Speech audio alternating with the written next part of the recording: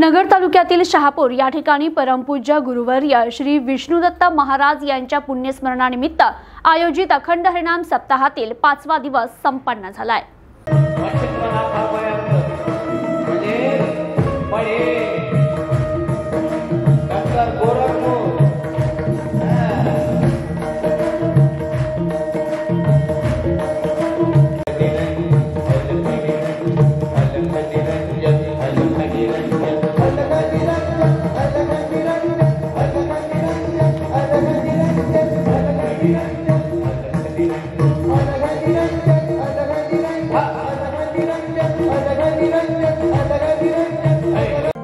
आणि शनिवारचा half day असतो। गंमत पहा बरं, शनिवारचा हाफ डे असतात, बँकेतून पैसे काढायचे असते। तुम्ही किती वाजता पोहोचतात? आवरा लवकर का बँक बंद होईल का बरं? पैसे काढायचे महाराज, पैसे काढून काय करणार? प्रपंचात खर्च करणार। मला प्रपंचामध्ये पैशाची गरज आहे, मला प्रपंचामध्ये पुण्याची गरज आहे।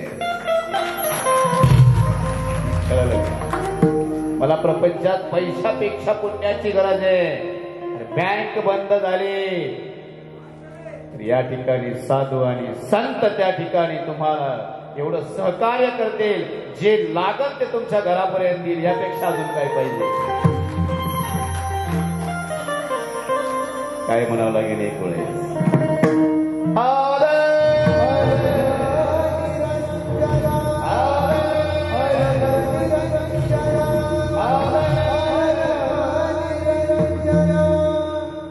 कालच्या सत्रामध्ये इथपर्यंत कथा भाग पाहिला। हे मच्छिंद्रनाथ आणि गोरक्षनाथांची भेटी झाली। काल गोरक्षनाथांचा जन्मोत्सव साजरा झाला। जे होते बिचारे ते सगळ्यात भाग्यवान, आणि जे आज आले ते सुद्धा भाग्यवान।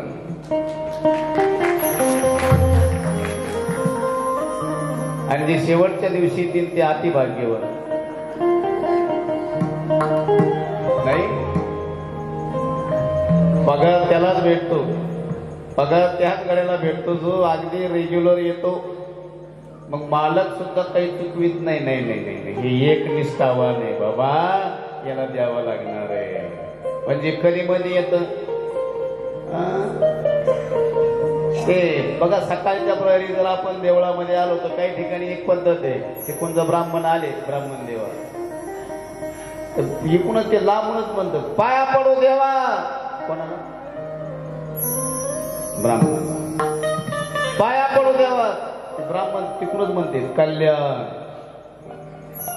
डोकं टेकव ना खाली, डोकं खाली टेकव ना, आणि मग आशीर्वाद घे बाबा रे।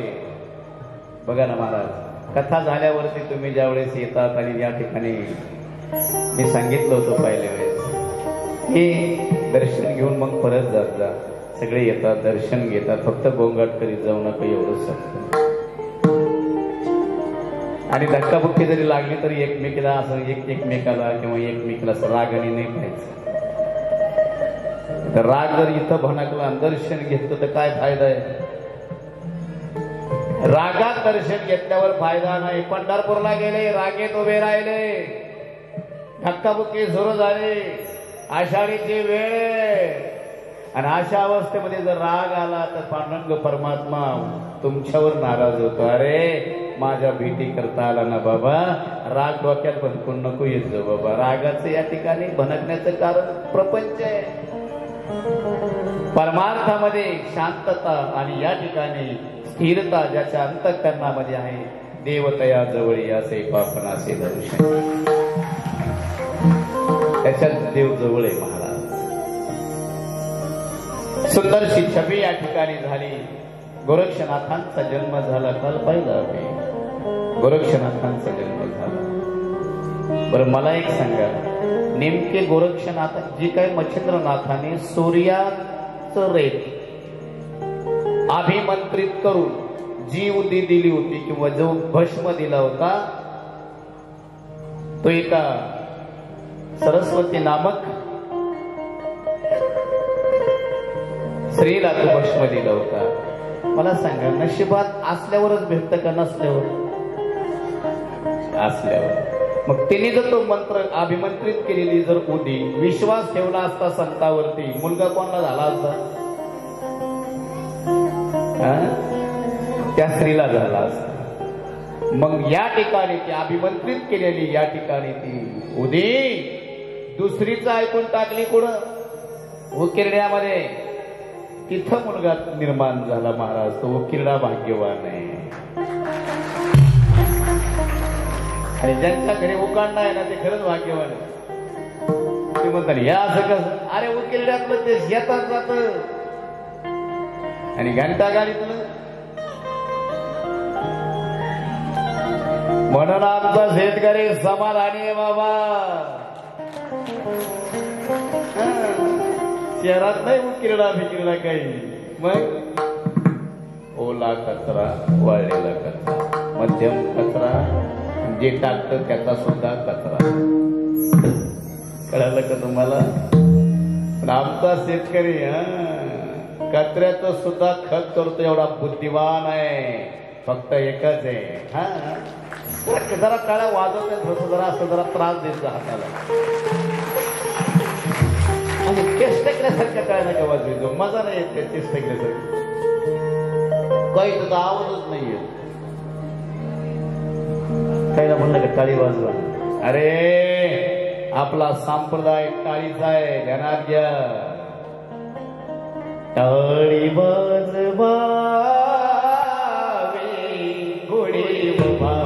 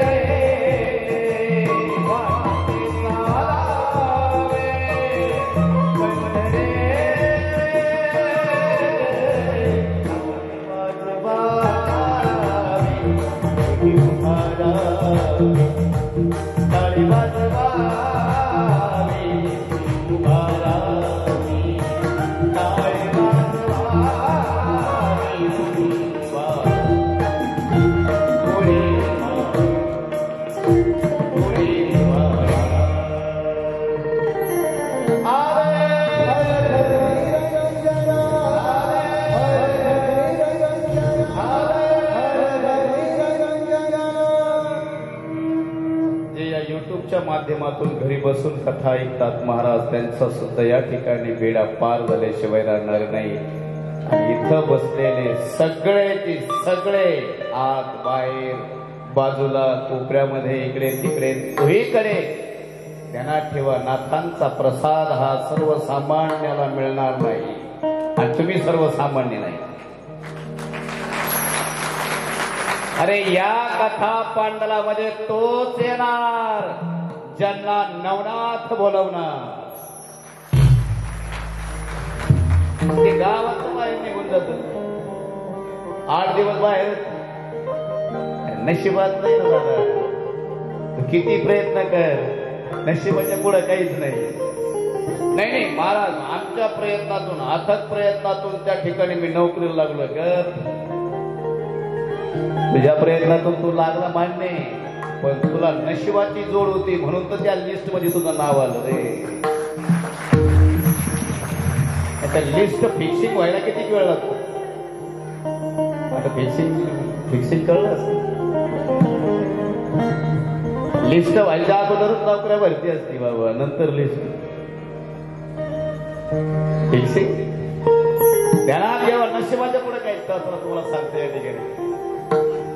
एक जण असा वैतागला, संपत्तीला वैतागला. कोण? एक व्यक्ती असा संपत्तीला. विचार करा, संपत्तीला कोणी वैतागल का? वैतागतं माणूस संपत्तीला सुद्धा. ज्याच्याजवळ जास्त संपत्ती त्याला झोप येत नाही. ते रात्रभर जागा असतं 2:30च्या पुढे. 2:30 ते 3:30 किती टायमिंग सांगतो भागट्यांचं. भागटे यायचं टायमिंग 2:30 ते 3:30. ते म्हणतात तुम्हाला कशी माहिती भामटी ह्याच वेळेत तुम्हाला कशी माहिती कारण की पेपरात छापून तर अमुक वाजता दरोडा पडला म्हणून माहिती 2.5 ते 3.5 बरोबर ते जागत राहतं डोळे लाल करत रात्रभर जाग एक दिवस नाही बाबा जेवढी संपत्ती तेवढी एक असाच वैतागला आणि वैतागल्यावर त्या ठिकाणी एक काम केलं ते मला अशी संपत्ती जायना माझी तशी जायना ना चोरच न्यायना पुणे न्यायना माझी संपत्ती आणि एक मराठीतले सुंदर म्हणे जाऊ दे रे याची संपत्ती घार खायना आणि गिधाड यायना इकडं नाही खर्च करीत इकडं मग कुणीकडं तिकडंच उडीत महाराज त्याच्या जे संपत्ती परमार्थिक कार्यासाठी वापरतात त्यांच्या संपत्तीची बेरीज सुरू असते आणि जे संपत्ती वायफट कामाला वापरतात त्यांची वजाबाकी सुरू असते ध्यानात ठेवा म्हणून सप्त्यात वर्गण्या म्हणून सप्त्यात सगळ्या गोष्टी आणि हिशोब लय भारी तुम्हाला हिशोब सांगतो अजून तुला लक्ष दे इथं 1 रुपया खर्च केला तर वर्षभरामध्ये त्या व्यक्तीला 1000 भेटल्याशिवाय राहत नाही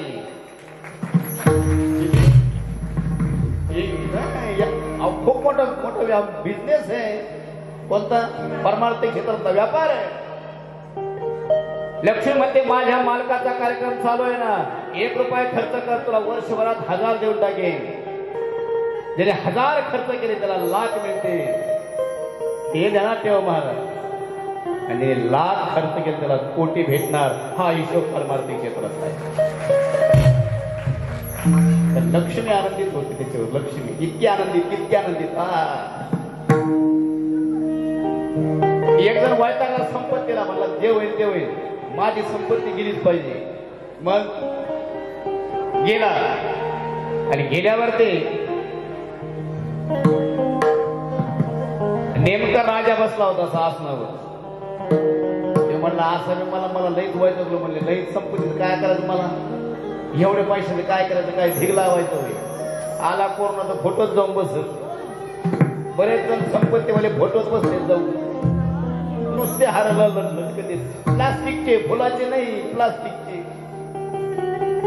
आणि हार घालायला सुद्धा माणूस नाही ठेवला भगवान परमात्म्याने लई घमेंड करू नये माणसाने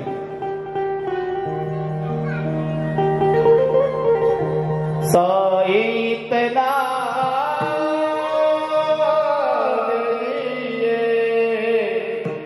जाने कुटुंब समा मैं भूखा ना रह जाओ साधू ना भूखा जा हे देवा एवढंच दे मी उपाशी नाही राहिलं पाहिजे आणि माझ्या घरात येणारा महाराज साधू संत उपाशी ज्ञान नाही पाहिजे एवढंच मला दे बाकी नाही लागत अशांच्या पांडुरंग परमात्मा जवळ आहे ते पांडुरंग परमात्मा त्याला भिकारी कधीच करीत नाही महाराज कधीच करणार इकडे ते वैतागल्यावरती गेलं राजाकडे राजा असं आसनावर बसला होता निवांत ते म्हणला असा मी राजाला माझी संपत्ती आता मी काय करेन राजाला मी या ठिकाणी शिक्षा करेन शिक्षा केली का राजा बरोबर मला जेलमध्ये नेऊन टाकेल माझी सगळी संपत्ती हडप करेन मला या ठिकाणी गरीब करेन कोण म्हणतंय हे संपत्तीला वाईट इतकी संपत्ती काहीकडे एवढं आहे महाराज की आमची संपत्ती किती आम्हालाच माहित नाही आणि काहीकडे एवढं आहे महाराज की संध्याकाळचे धान्य आणण्याकरता पैसे नाही त्याला म्हणावं गरीबी काही म्हातारी माणसं सांगत असतात पोहे महाराज काही नव्हतं हो आमच्याकडे काही नव्हतं पण त्या परमेश्वराची कृपा झाली म्हणून या ठिकाणी सुंदरपणे या ठिकाणी मी आज लक्ष्मीकांत झालो एकच महत्वाचं आहे परमेश्वराची कृपा त्याच्यावरच होईल याची द्यायची दान असते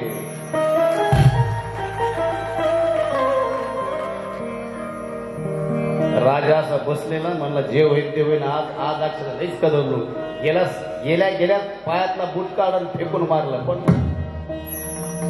राजाला फेकून मारलं लांबूनच फेकून आता राजा आहे कोण आहे राजा बूट फेकून मारल्या बूट असं भर्रश्री आला आणि टोपाला लागला. कोणाच्या? राजाच्या. तो पटकन खाली पडला आणि पटकन खाली पडल्यावरती त्या टोपावर नाग येऊन बसला होता.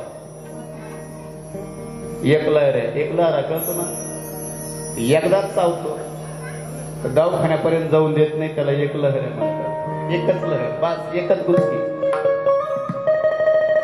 खाली पडला नाग.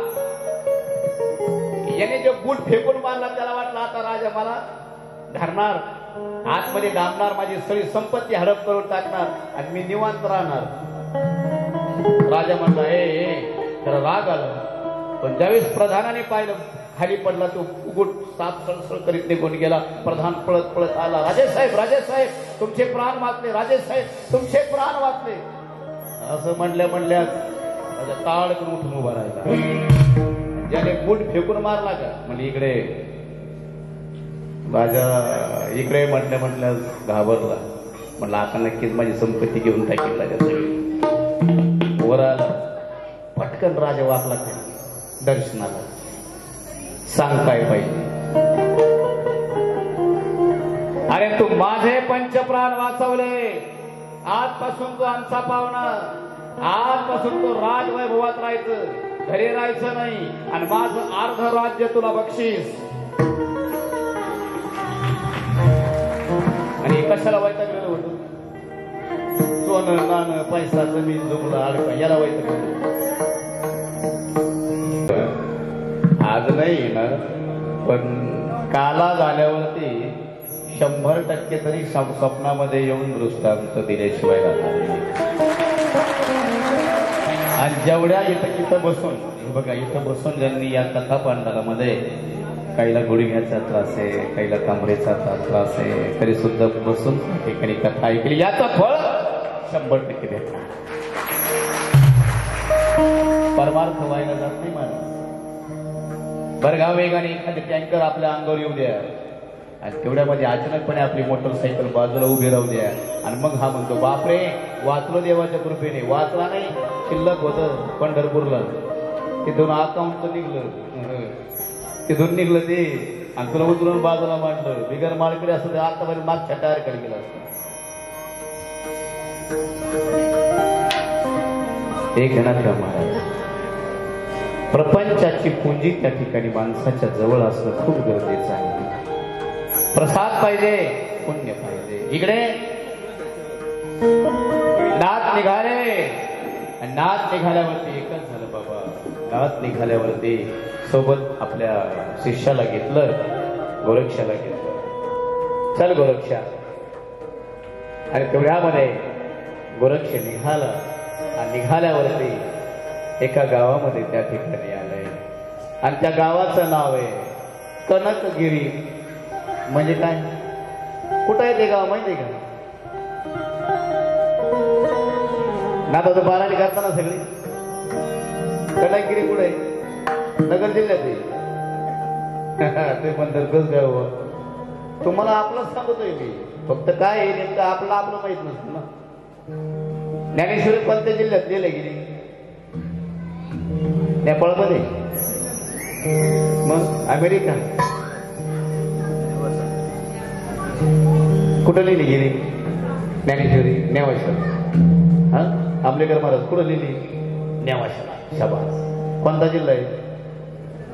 नगर जिल्हा. आपला भाग्यवान किती जिल्हा आहे ते सांगतो. ज्याने 2 घोटात समुद्र पिले ऋषी, त्यांचं नाव अगस्ती. कोणत्या जिल्ह्यात आहे? अकोला. कोणत्या जिल्ह्यात आहे? अरे आपण भाग्यवान किती ते सांगतोय तुम्हाला, पण आपला ओळख करून देणारा भेटला पाहिजे. आपण भाग्यवान आहे. कुठं? अरबी समुद्र, पॅसिफिक समुद्र, अटलांटिक महासागर, हिंदी महासागर सगळं पिऊन टाकलं एका 2 घोटात. कोणी? एका ऋषी. नाव अगस्ती, जिल्हा नगर, कनकगिरी गाव. आपल्या गावापासून म्हणजे शहापूर पासून ते अंतर माहिती का किती? कनकगिरी गावात हे आमचे आमचे नाना सोडते नाना झाकी तयार करणारे, त्यांच्या गावाच्या अतिशय जवळ. तालुका रावरी, गणेगाव पासून थोडस दूर अंतर, आणि त्या गावाचं नाव आहे कणगाव. अरे सगळं इथंच ना दादा, कुठं लांब जायची गरज नाही आम्हाला. तुझं आहे तुझं पासी परी तू जागा चुकला इथंच आहे. कनकगिरी गावामध्ये आले. फक्त एक झालं बाबा, आमच्याकडून सगळं व्यवस्थित होतं, फक्त आमच्याकडून रस्ता कधी मध्ये चुकल्या जातो. It's wrong way in the life. आमच्याकडून रस्ता चुकला. ध्यानात ठेव काय म्हणतोय मी. It's wrong way in the life. आमच्या जीवनाचा रस्ता चुकू देऊ नका. देव भेटल्याशिवाय राहणार नाही. कनकगिरी गावात आले आणि कनकगिरी गावात आल्यावरती मात्र त्या गावामध्ये आल्यावरती त्या कनकगिरी गावामध्ये एक ताई आल्या. ते म्हणले महाराज तुम्ही ते मेरा भरदी कटोरा म्हणतात ना, मग मी थोडीशी दक्षिणा जमा करू का? म्हणून नका करू जमा, कारण तुम्हाला सांगतो वारकरी संप्रदाय हा पैसे जमा करायचा संप्रदाय नाही. म्हणजे बरं का, जे महाराज मंडळी आहेत ना, जे पैसे लय जमा करते, हे आणून द्या, धान्य आणून द्या, हा भीक मागे महाराज. मला डायरेक्ट बोलायचं तर माझ्याकडे देवस्थान शैली आहे महाराज. डायरेक्ट इंजेक्शन देत सवय. मी असं या ठिकाणी लपून भीक मागे महाराज. आणि आम्हाला पाकिट एवढंच पाहिजे केव्हाच येईल. अरे बराचसे खांना काय फरक पडतोय. कशाला या ठिकाणी लहान लेकराचा तळतळ घेतो, तुला कल्पना आहे का? अरे जर आईने आपल्या लेकराला जर या ठिकाणी एखादा आईस्क्रीम वाला आला दारामध्ये आणि त्या ठिकाणी जर लेकराला हट्ट केला ना लेकराने, बरं का मला आईस्क्रीम घेऊन दे आई, तर त्याच्या मुस्कळात आई 10 रुपये करता लावते.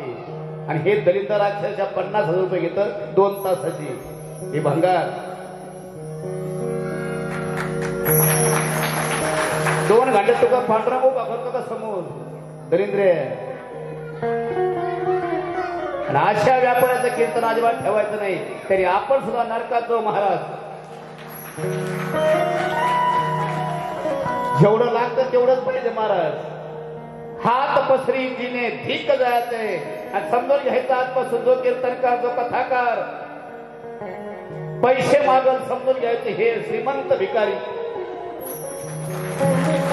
नुसतं गाड्या घोड्याकडे पाहून काय उपयोग नाही महाराज. गाड्या घोड्यावर नसतं काही परमार्थ आहे, ध्यानात ठेवा. आणि गाड्या घोड्यावर परमार्थ असताना महाराज तर तबासगिराकडे पेक्षा भारी भारी गाड्या.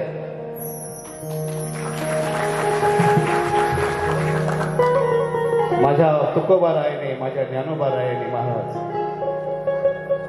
पोटात अन्न नाही, काय नाही. लोहगावला कीर्तन तुकोबरायचं ध्यान ठेवा. लोहगावला कीर्तन तुकोबरायचं, पोटात अन्न नाही. त्यावेळेस मात्र कंबर बांधणं, असं पोट बांधणं कीर्तन केलं. म्हणून आम्ही कमर बांधतो. आमची अजून बऱ्याच जणांना माहित नाही आम्ही का कमर बांधतो ते, आम्ही का पोट आवडतो आमचे ते. अरे अन्न भेटलं नाही तुकोबरायला. आणि इथं समाज तुम्हाला तळहाताच्या फोडाप्रमाणे सांभाळतो आणि म्हणाल ते दक्षिणा देतो, तरी आम्ही पाकिट उघडून गाव कोसळा पाहतो. हे दरिंदर खरंच दिलं का नाही असं बराच होता. आणि जर कमी पडले ना पैसे, काय पडले तुम्हाला सांगतोय सगळ्यांना, या ठिकाणी पैसे कमी पडले ना देवा, तर तिथून फोन येतो गाव कोसळून, हॅलो कीर्तन केलं पण पैसे कमी पडले, दावा घालतो का तुझा? होतं का नाही महाराज? अशा व्यापाराचं कीर्तन या मठामध्ये कधीच ठेवू नका महाराज.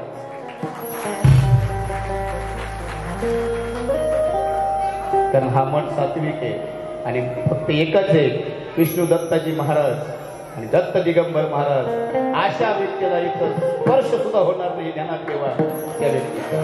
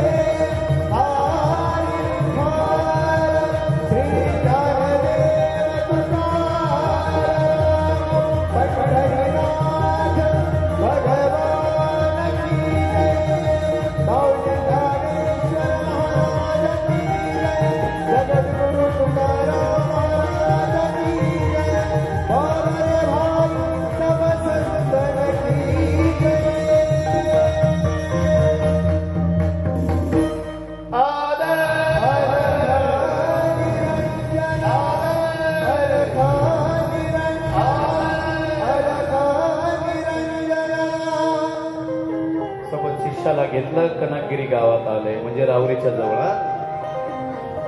गावाचं नाव कनगर. तिथं अजून सुद्धा सोनं सापडलं. त्याच्या अलीकडे गणेगाव होतं. मागच्या वेळेस ज्यावेळेस नवरात्र उत्सव झाला त्यावेळेस तिथं माझी देवी भागवत कथा होती. कुठे? गणेगावला. अलीकडे गणेगाव आहे, पुढं कनगर नावाचं गाव आहे. तिथं मागच्या वर्षी देवी भागवत कथा झाली बरं का, अंबादास काका. तिथे माझी कथा झाली मागच्या वेळेस. तर मी तिथं गेलतो त्या मंदिरामध्ये. तिथं बुबळेश्वर नावाचं मंदिर आहे. ती कथा येणारच आहे. तिथे त्या गावामध्ये आले आणि आल्यावरती मात्र त्या गावामध्ये एक पर्वत पाहिला. त्या पर्वतावर थांबले मच्छिंद्रनाथ आणि गोरक्षाला सांगितलं, बेटा जा, आता तू मोठा झाला, जरा मला भिक्षा घेऊन ये, भूक लागली गोरक्षा. आणि एक वर का, जसे तुम्ही दत्त दिगंबर बाबाची सेवा केली ना गोरक्षासारखी, ती व्हायला जाणार नाही. अजूनही काही भेटले की मला सांगतात, महाराज दत्त दिगंबर महाराजांच्या आम्ही सानिध्यामध्ये आलो, काहीच नव्हतं आमच्याकडे, काहीच नव्हतं, पण एवढी संपत्ती आपोआप आली. अरे आपोआप येणारी संपत्ती असते आणि काढून कुठून येणारा पैसा असतो. राजा आज तुझ्याकडे ₹1 रुपये, पण लाख भारी येत त्याला. लाख हे 7 पिढ्या टिकतील आणि कोट कधी फाटल सांगता येत नाही. तेवढ्यामध्ये निघाले गोरक्ष. आणि गुरु पाहिजे बरं का माणसाला जीवनामध्ये, गुरु पाहिजे. बिगर गुरुचं मरू नाही माणसाने. हा कोणी कान फुकित, कोणी काय करतं, पण वारकरी संप्रदायात कान फुकायचं या ठिकाणी विषय नाही. वारकरी संप्रदाय अभेद संप्रदाय. आणि एक सांगतो, उघडा मंत्र जाणा आणि रामकृष्ण. ठीक आहे, कान फुकित असं ठीक आहे, काय अडचण नाहीये, पण उघडा मंत्र जाणा रामकृष्ण म्हणा. म्हणून माणसाने गुरु करावा जीवनामध्ये. गुरु केल्याशिवाय मरू नये. मला बरेच जण म्हणजे, महाराज तुम्ही माळी घालायला अडचण नाही, पण काय होतं माहितीये का श्यामजी, होतं काय माहितीये का, मी मस्त माळ घाली, पण माळ जर काढली तर अंत ठरलेलं आहे. म्हणून मी शक्यतो शिष्य करून घेत नाही. पण कारण माझ्यात ताकद नाही हो, माझ्यात काय शक्ती आहे, काहीच नाही. पण ज्या दैवताची आपण आराधना करतो ती दैवत आहे शनी. मी मागच्या वेळेस आलो होतो, म्हणलं बघा आपल्या या शहापूर गावचा शनी हटणार. 365 दिवसामध्ये मला तुम्हाला जलदला अनुभव येऊन गेला असेल महाराज. आणि मला ते बरं का शनी महाराजांची फक्त इच्छा केली होती, मी देवा फक्त इच्छा केली होती की मला हे पोरं म्हणायची माझी, हे लेकर दादा अवजाचा स्वर लागत नाही, ते टीव्हीवर कीर्तन करतोय. मी म्हणलो मला टीव्हीवर जायचं आणि मला टीव्ही आवडत नाही. एवढा शब्द काढला. 1 हप्त्यामध्ये महाराज भिक्षा घेऊन ये. मेरा भरने कटोरा मेरे मन. भिक्षा क्या बात. अरे थांब थांब थांब, तू तुला लई स्पीड आहे रे. थांब थांब म्हणलं. पित्राचं अन्न होतं. कशाचं? ठेव इथे बस बस. पित्राचं अन्न होतं. कशाचं अन्न होतं? हा. मेरा भर दे कटोरा मेरे माई, मेरा भर दे कटोरा मेरे माई.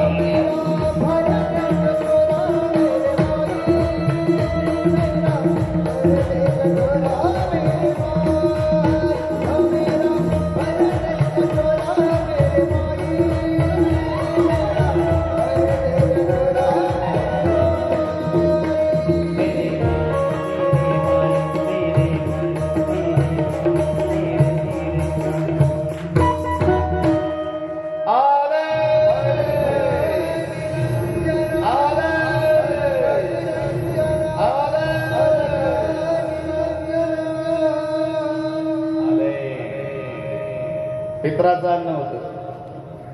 अन्न कशाच होतं? पित्राचं. पित्र पित्र काही काशीला गेले पित्र खात नाहीत कोणाच्याकडे घरी जाऊन. हे मारणार नाही ना, अमृत पिऊन आलंय. काशीला गेले पित्र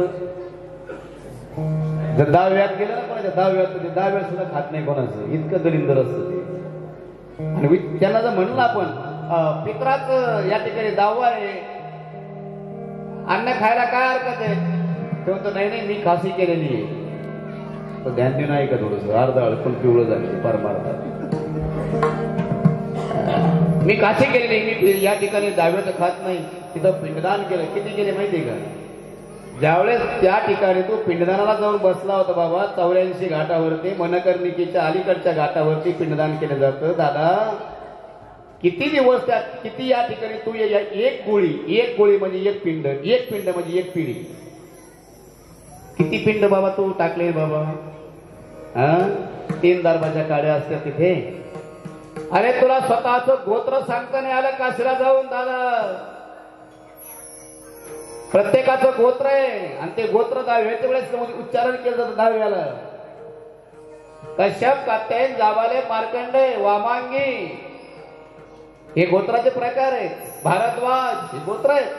हे ऋषीपासून तयार झाले. आणि मग तिथे गेल्यावरती त्याला ते ब्राह्मण विचारतात, बोलिये तुम्हाला गोत्र का उच्चारण करो? याने काय, याला काय माहिती गोत्र? नुसतं त्या ब्राह्मणाकडे पाहतो. मग ब्राह्मणाच्या डोक्यात याला गोत्र माहिती. मग ब्राह्मण सांगायचं कश्यप गोत्र शर्मणा स्वाहा ढकलून पिंड. याने फक्त पिंड उचलायचे त्या काड्यावर मांडायचे. किती मांडले माहिती का? अरे एक गोळी पिंडाची म्हणजे एक पिढी रे दादा. एकाने प्रश्न केला म्हणजे मला सांगा ना किती पिंड? 31. किती? 31. प्रयागराजला 21, गयेला 21. आणि मग तिथं पिंडदान केल्याच्या नंतर हे गावाकडे येतं शायनिंग मारायला. आणि पुढे दहावा असो ना, दहावा तिथं गेल्यावरती त्या ठिकाणी काय सांगतो माहितीये का? मी दहाव्याचं खात नाही, कारण मी काय केलेली आहे काशी. तुम्ही कधी प्रश्न केला त्या ब्राह्मणाला? पिंडदान केल्यावरती किती वर्ष, किती महिने, किती दिवस खाऊ नये म्हणून? मी केला म्हणून सांगतो तुम्हाला. तर मी प्रत्येक वर्षाला काशी विश्वेश्वर मला बोलवतो आणि मी जातो महाराज.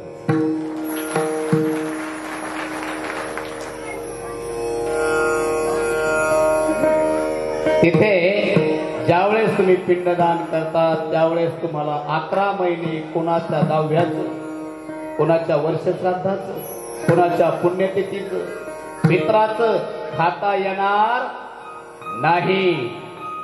पण मर्यादा 11 महिने. पण 12व्या महिन्यात जर गेलात आणि नुसतेच तिळवायले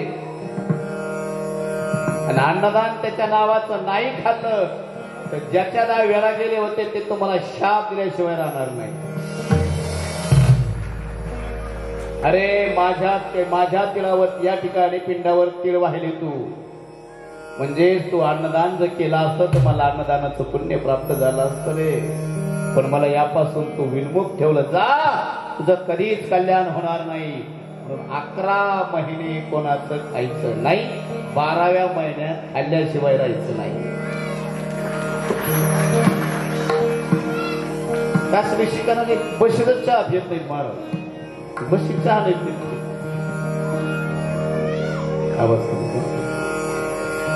आणि तेवढ्यामध्ये एकमेकाला इन्फेक्शन होऊ नये म्हणून त्या ठिकाणी तिथं गोळकी असतात चहा पिण्यासाठी. अरे इथं एक हे बघा, आणि ज्यांनी ज्यांनी काशी केलेली आहे ते काशी करणारे घरी आल्यावर पित्र घालीत नाहीत. सगळ्यात दलिंदर पद्धत. ज्याने काशी केली त्याने घरी आल्यावर पित्र घालणं गरजेचं आहे. ते म्हणतात पुरावा सांगा, सांगतो ना पुरावा. नाथ बाबाने किती वेळा काशी केली आकडा माहितीये का? आकडा माहितीये का? नाही. आम्ही परमार्थ करतो महाराज, आम्ही लक्ष देऊन परमार्थ केला पाहिजे. नाथ महाराजांनी बिगर ट्रॅव्हलची, बिगर विमानाची, बिगर हेलिकॉप्टरची फक्त पायी काशी केली. किती वेळेला आकडा माहितीये? सांगतो. यवन अंगावरी थुंकला. किती वेळा? 108 वेळा. गळ्यात तुळशीच्या माळीत मणी किती? 108. जगात तीर्थ किती? 108. माणसाच्या 3.5 कोटी रुपयाच्या मोबाईल मध्ये हाडकं किती? 3.5 कोटी रुपये मोबाईलचे सांगितले ना या उभ्या. आणि याला चार्ज करण्याकरता फक्त एकच गोष्ट आहे, अन्न. एवढंच चार्ज करतं याला. तरी आमच्या डॉक्टर आहे ना की हे अन्न भाकरी आम्ही खातो, या ठिकाणी आम्ही बाकीच्या भाज्या खातो, याची त्यात काय ताकद आहे की याने आम्ही जिवंत राहतो. अरे तुला जिवंत ठेवणारा तो आयरावर खा.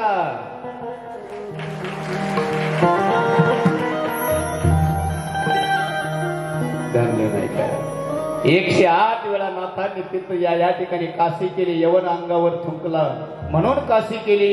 तरी सुद्धा 108 वेळा पायी काशी करून सुद्धा स्वतः नाथ महाराजांनी स्वतःचे वाडवडिलांचे पित्र घातलेत. महाराज ही एकदा शायनिंग मारीत जातं काशीला, पण पित्र घालीत नाही. एवढं दलिंद. हा पुरावा तुम्हाला सांगितला. म्हणून काशी बिशी करणारे तिथं काशी केल्यावरती इकडे येऊन काशी करायची नाही. लई आपल्या वाडवडिलाचे पित्र घालायचे. कारण ज्या तिथीला आपले वडील वारलेले आहेत, ज्या तिथीला आमचे घरचे गेलेले आहेत पूर्वज, त्याच तिथीला ते पूर्वज येतात. माणसं 15 तिथ्यात मारतात. हे ध्यानात ठेवा.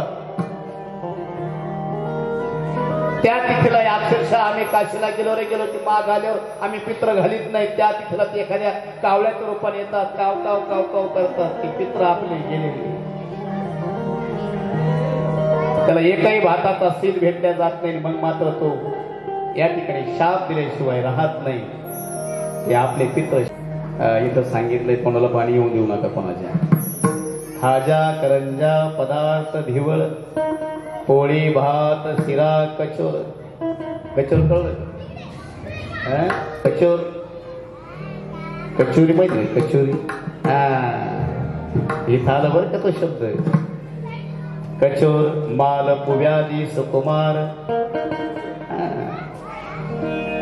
चोटी मुगदळ बुंदी विशेष पूर्ण पोळ्या विस्तीर्ण पात्रास घाऱ्या पुऱ्या पंचमधुर श्रद्धा पूर्ण ठेविल्या.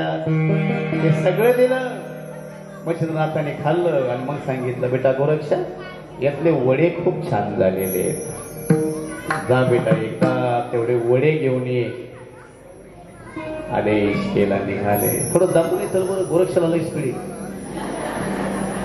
खतरनाक स्पिडी गोरक्षाला. आता माई माझ्या गुरुला अजून वडे दे. माई म्हणते वडे फुकटी देत का बाबा? अरे खुशाल तू अक्षरशः हे पहिल्या वेळेस मी तुला लेकरू म्हणून दिलं, तू परत आला, याला काही लागत नाही का? गोरक्ष म्हणला, तुम्हाला काय लागतं ते सांगा. मला तुझा डोळा काढून दे.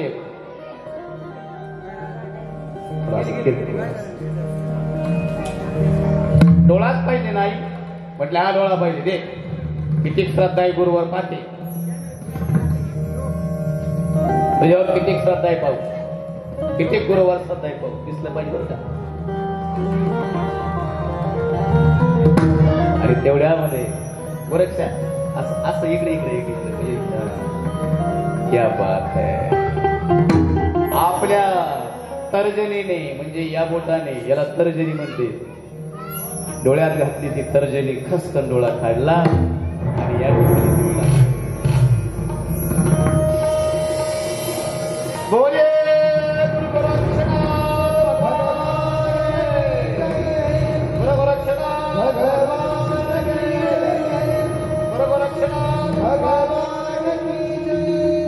आई घाबरले. आईने एका सरशी 5-6 उडी दिली. देऊन टाकाय त्यांना.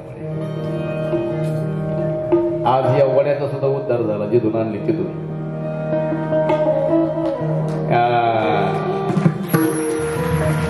पण एवढे आणलेत ना महाराज, समजून घ्यायचं तर पुढच्या वर्षीपर्यंत अति धनवान होणार. कारण त्यांनी वडे नाथांना खाऊ घातले.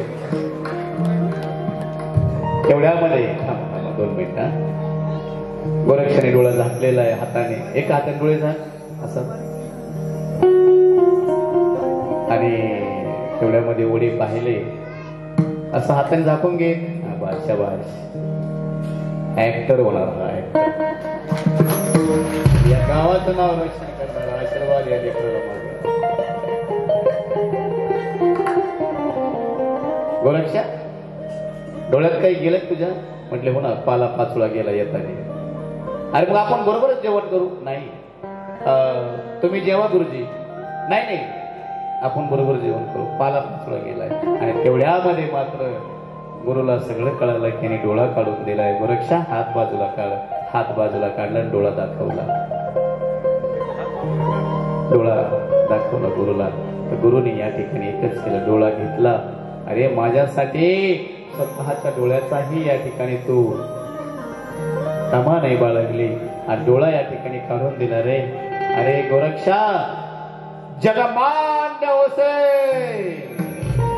अरे अरे मच्छिंद्रनाथ उठले. डोळा घेतला. या ठिकाणी डोळा त्या ठिकाणी लावला. डोक्यावरून हात फिरवला. क्या बात है.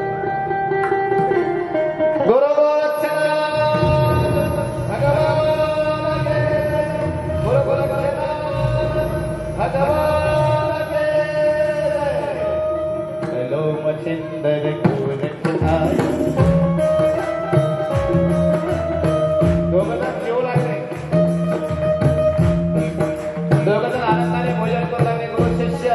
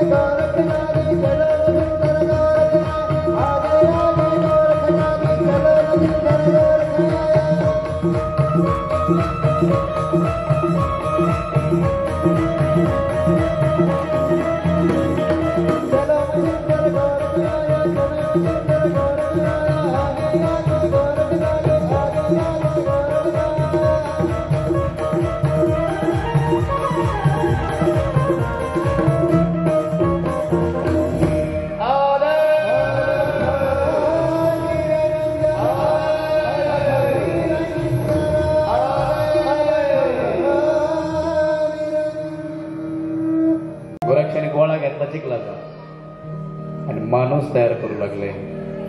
लहान लेकरू तयार केलं चिखलाचं.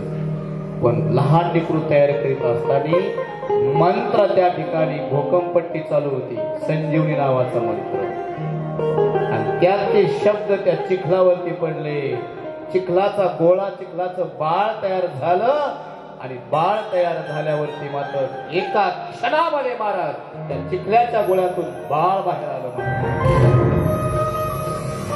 तेज गैनीनाथ, तेज गैनीनाथ, तेज गैनीनाथ, बोलिए गैनीनाथ भगवान जय, गैनीनाथ भगवान जय जय, गैनीनाथ भगवान जय जय. आणि जसं की या ग्रंथात बाळ रडत होतं तसं शहापूर मध्ये रडायला लागलं.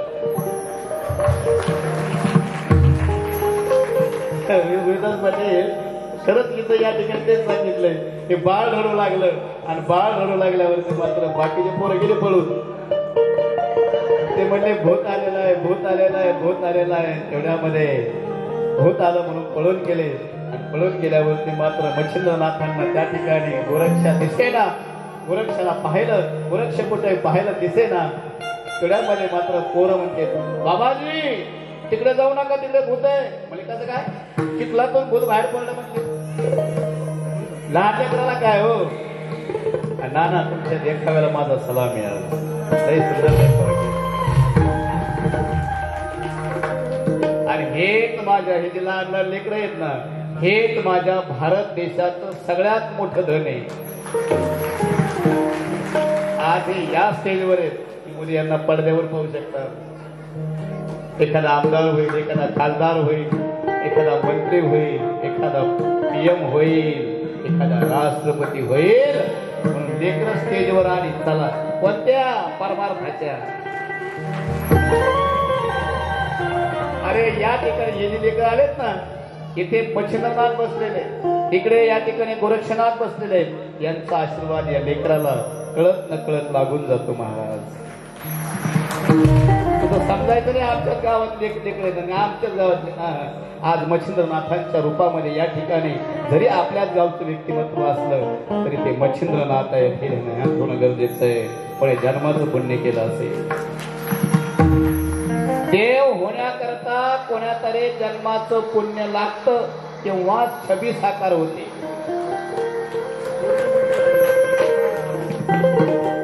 इकडे बाळ घेतलं आणि बाळ घेतल्यावरती मात्र तिथेच या ठिकाणी सुंदरसे एका विप्राकडे ते बाळ दिलं. आणि विप्राकडे बाळ दिल्याच्या नंतर मात्र अतिशय आनंद वाटला. आणि आनंद वाटल्यावरती एकच झालं बाबा. मच्छिंद्रनाथांना प्रश्न केला. कोणी? मच्छिंद्रनाथाला प्रश्न केला हे बाळ कोणाचं आहे? ते म्हणले या ठिकाणी हा गहिनीनाथ आहे. म्हणून आपल्या परिसरामध्ये गहिनीनाथांचं या ठिकाणी समाधी आहे. वामनचा गड म्हणजे गहिनीनाथ. आणि तुमच्या जवळ आहे कुठे? बुरानगर, बरोबर ना? त्याच परिसरात येतं. गिरवली बाबा म्हणतात ना, दुसरं तिसरं कुणी नाही महाराज. साक्षात मच्छिंद्राचे पुत्र मीननाथ आहे.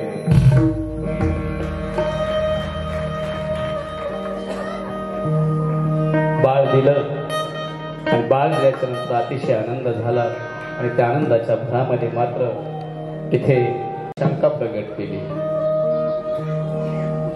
काय महाराज, एवढं चिमोडं बाळ कोणाचं आहे? ते ग्रंथात आलं, मी तेच सांगतो बरं. हे चिमोडं बाळ कोणाचं आहे? संशय व्यक्त करा. तुम्ही तर साधू आहे आणि साधू असल्या कारण हे बाळ कोणाचं आहे? मच्छिंद्रनाथाने सांगितलं, हो हा कर्दम पुतळा म्हणजे चिखलातून तयार झालेलं बाळ आहे आणि मी स्वतः या ठिकाणी मंत्र दिलता, त्या मंत्राची ताकद आहे म्हणून मंत्र तळे थोडा तरी फळाची होय वेडा. मंत्राची ताकद मोठी असते महाराज. इकडे लईत कंजेश्वरी काळे वाचतो तुम्ही बरं घरी गेली एक तर वाजून तुम्ही म्हणतो ना काळे वाजा म्हणून, पण वाजायच्या असली जरा बरी वाजा बघा. हे काय असं गावड्याच्या खेळावरी मोकळा कार्यक्रम पाहिजे महाराज. मस्त सुंदर एकदम. इकडे सुंदरसे या ठिकाणी गोरक्षनाथ मच्छिंद्रनाथ त्या ठिकाणी निघून जातात आणि विशेष म्हणजे गहिनाथांचा जन्म झाला महाराज. आणि गहिनाथांचा जन्म झाल्यावरती असं सांगितलं जातं, पुढील जो आपला जन्म साजरा करायचा आहे तो जन्म या ठिकाणी आपल्याला सुंदरसा म्हणजे कलिंदरनाथांचा आहे. पण त्याच्या आधी आपलं एक खाटूश्यामचं गाणं घ्यावं लागेल, कारण सुंदरपणे या ठिकाणी यज्ञ सुरू केला आणि सगळे समाधानी झाले. समाधानी झाल्यावरती मात्र या ठिकाणी यज्ञाच्या पवित्र ज्वाळा आकाशामध्ये गेल्या. सगळे आनंदित झाले, सगळे दैवत सुखी झाले. आणि तेवढ्यामध्ये 3 दिवस यज्ञ चालला. 3-4 दिवसाच्या नंतर यज्ञ शांत झाला आणि यज्ञ शांत झाल्यावरती मात्र एक घटना घडली. जलेंद्राचा या ठिकाणी जो जन्म झाला तो कसा, तर या यज्ञामध्ये अंतरिक्ष नारायण यांनी आपलं रेत टाकलं. जे अग्नीमध्ये होतं ते रेत टाकलं या ठिकाणी. खरं पेटन अलीकडे ठेवा, लिखू नका ठेवा. यज्ञ 3 दिवसाच्या नंतर यज्ञाची राख काढू लागले. कोण? ब्रह्मरुद्र. तर त्या राखेमधून ज्यांचा जन्म झाला अंतरिक्ष नारायण म्हणजे शालिंदर भगवान. शालिंदर भगवान शालिंदर भगवान शालिंदर भगवान. ग्रहप्रभा राजाला त्या विषयीने तुम्हाला या यज्ञामध्ये बाळ दिलेलं आहे म्हणून या ठिकाणी हे बाळ दैवताचं बाळ आहे, जाळामध्ये निर्माण झाले म्हणून याचं नाव पडलं जालिंदर. हातामध्ये दिले या ठिकाणी राजाच्या बाळ हातात द्या आणि राजा निघून जातात. दोघं सुंदरपणे या ठिकाणी जालिंदराचा जन्म झाला महाराज. आणि जन्म झाल्यावर असं सांगितलेलं जातं महाराज, चोहीकडे आकाशामध्ये पुष्पवृष्टी सुरू झाली.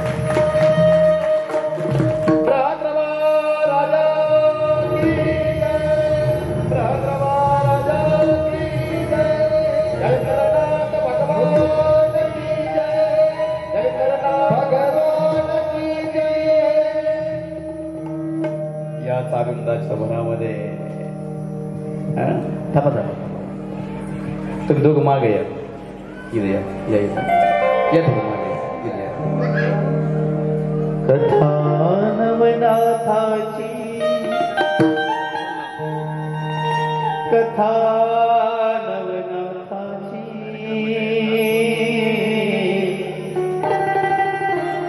कथा नवनाथाची कथा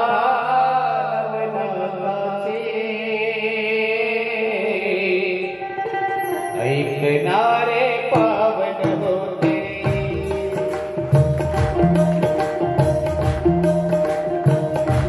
एक आवाज आला पाहिजे. कथा नवनाथाचे कथा नवनाथाचे कथा नवनाथाचे कथा नवनाथाचे ऐकणारे पावन होते.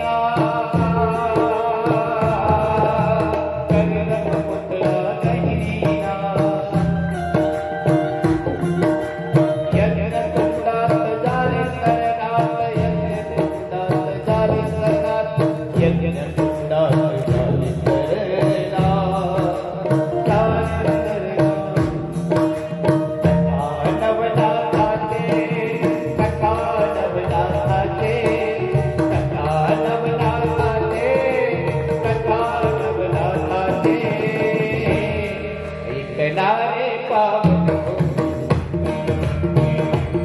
ऐकणारे पावन होते ऐकणारे पावन होते